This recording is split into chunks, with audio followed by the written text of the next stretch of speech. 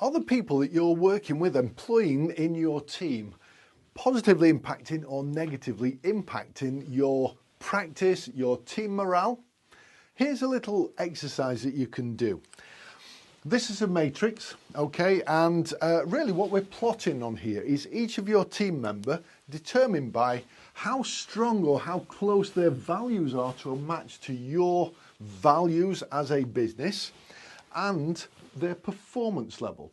You see, some people in your team, they may be really high performance and their values are absolutely 100% aligned with yours, in which case, yeah, they go in this box somewhere, okay?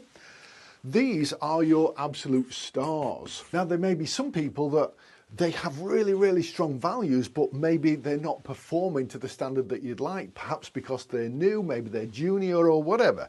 Maybe they plot over here somewhere. Now, these are, kind of call them your puppies. They can be nurtured, yeah.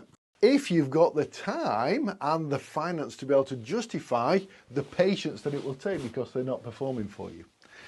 Now, actually down here, these are the danger areas. Somebody in your team may be a really high performer, but their values aren't aligned, okay? Which means that they're plotted down here. Now, that can be quite dangerous because these can have a negative impact on the rest of the team if they're very much against the way that you operate, etc. I call those, and I don't like using the word, but I call those terrorists because they can have such a negative impact on the rest of the team that actually you're often held to ransom by them. And then, finally, I suppose we've got this one. Now I'm going to use a red pen here. If people plot here their low performance and their values aren't aligned, well, I call those rats because, let's face it, that is your stars spelt backwards.